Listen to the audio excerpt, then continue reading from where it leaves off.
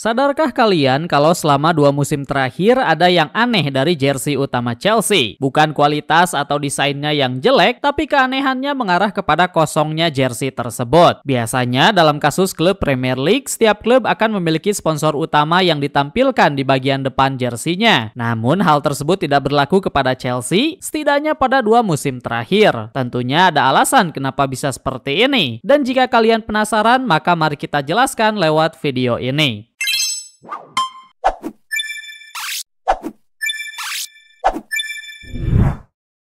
Sponsor adalah salah satu sumber pemasukan yang paling besar dalam bisnis klub sepak bola. Apalagi jika kita membicarakan tentang sponsor utama yang seringkali diiklankan lewat jersey utama klubnya. Tentu saja ada banyak variasi sponsor yang sering kalian lihat di dunia sepak bola, apalagi jikalau kelas liganya rendah. Ambil saja jersey klub Liga Indonesia contohnya, yang untuk sekarang sangat banyak sekali slot sponsornya. Klub yang liganya tidak seberapa besar menggunakan sponsor sebagai pemasukan utama, entah itu produk elektronik, makanan, minuman, asuransi, penerbangan, dan tidak ketinggalan tentu saja sampai ke betting. Dalam kasus klub Premier League, mayoritas sponsor yang digunakan adalah betting, mengingat penawaran dealnya yang sangat tinggi. Namun balik lagi ke skala klub yang ditawarkan. Semakin besar klubnya, maka semakin besar juga deal yang diterima. Melihat klub top 6 Premier League, Arsenal dan Manchester City mendapatkan sponsor utama dari penerbangan, yakni Emirates dan Etihad. Manchester United menggunakan sponsor Snapdragon, Liverpool masih setia dengan sponsor asuransinya Standard Chartered, dan Tottenham dengan AIA-nya juga yang merupakan produk asuransi. Nah, hal aneh akan kalian lihat dari Chelsea yang sampai sekarang masih kosong.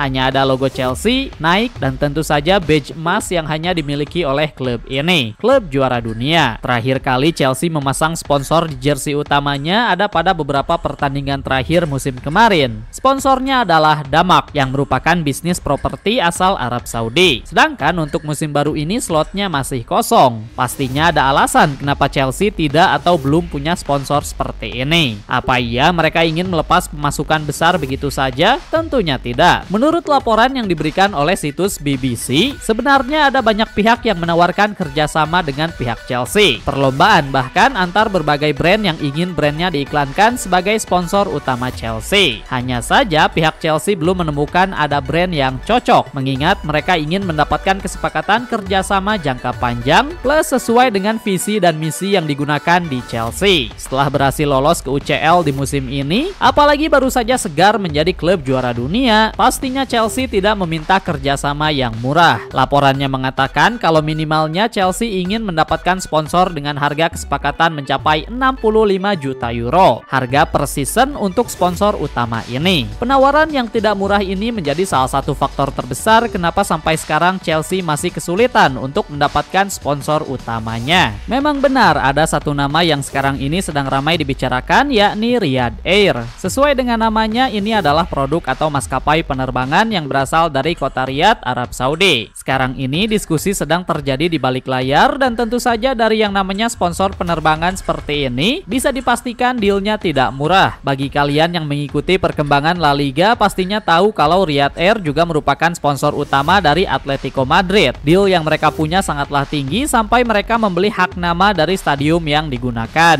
Nama home stadium dari Atletico Madrid sekarang berubah menjadi Riyadh Air Metropolitano. Lewat adanya deal ini, maka Chelsea bisa mengikuti langkah Arsenal dan Manchester City sebagai klub ketiga yang punya sponsor utama maskapai penerbangan. Melihat deal yang dimiliki oleh kedua klub tersebut, setiap tahunnya Arsenal bisa mendapatkan 60 juta euro atau 1,1 triliun rupiah dari hasil kerjasama sponsor ini. Angkanya juga bertambah jikalau kita melihat hasil tahun sebelumnya. Sponsor seperti ini memang akan mengikuti perkembangan dari klub yang berjalan. Arsenal tercatat sudah bekerja sama dengan Emirates sejak tahun 2006, membuktikan koneksi yang kuat dan kerjasama yang bisa dipercaya. Begitupun dengan Manchester City bersama Etihad, yang pada musim ini angkanya bisa mencapai 80 juta euro atau 1,5 triliun rupiah. City berhasil berhasil mendapatkan angka yang lebih besar daripada Arsenal karena kesuksesan mereka selama beberapa musim sebelumnya. Baik itu Arsenal maupun City, keduanya sudah dipercaya untuk bekerja sama lebih jauh karena kedua nama stadium yang digunakan sudah menggunakan nama sponsor juga. Chelsea bisa saja mengambil langkah yang serupa di mana mereka menerima kerjasama sponsor bersama Riyadh Air dengan nominal yang tentu tidak akan berbeda jauh. Chelsea adalah salah satu klub yang paling besar di dunia. Jadi market value yang ada untuk masalah sponsor juga bisa disamakan atau mirip dengan Arsenal atau Manchester City. Hanya saja kita cukup ragu melihat Chelsea sampai mengambil kerjasama hak penamaan stadium, mengingat nama Stamford Bridge yang sudah sangat ikonik. Menggantinya menjadi Riyadh Air Stadium atau Riyadh Air Stamford Bridge pastinya akan terdengar berbeda, kecuali jikalau rencana mereka tentang pembangunan stadium baru ikut berjalan. Dan sama seperti ketika Arsenal pindah, di mana hak penamaan stadiumnya langsung digunakan mulai dari kepindahan tersebut. Hingga saat ini Chelsea sendiri dikabarkan masih menjadi klub yang menjauhi sponsor betting. Walaupun penawaran yang diberikan bisa sangat tinggi, plus tren di Premier League juga seperti itu, tercatat kalau pada musim 2025-2026 ada total 11 klub Premier League yang mengambil sponsor betting. Kebanyakan dari mereka datang dari klub papan tengah dan bawah. Sesuai dengan alasan umumnya, di mana bagi klub yang namanya tidak sebesar top 6, maka ada baiknya mengambil sponsor yang menawarkan biaya besar. Chelsea di lain pihak, mereka masih termasuk dalam the big boys yang dirasa masih kuat dari segi finansial. Mereka cukup yakin untuk menolak kerjasama dengan situs betting atau kripto, setidaknya sebagai sponsor utama klubnya.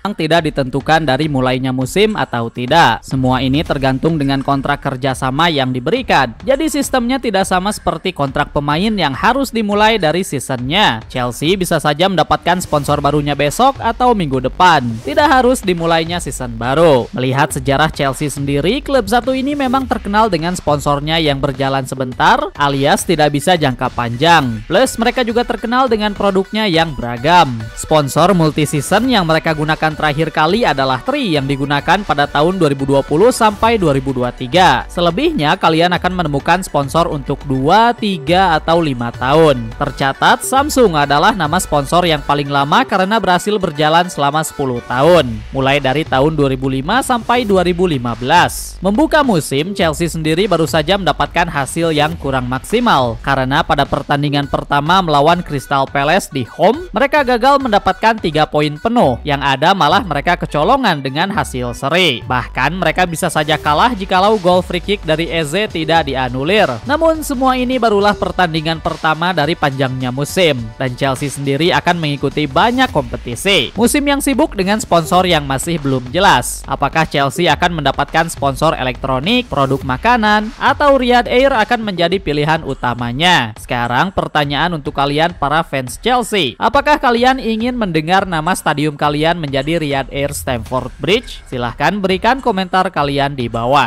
Jika kalian suka dengan konten yang ada di channel ini, maka kita sarankan kalian untuk subscribe. Thanks for watching.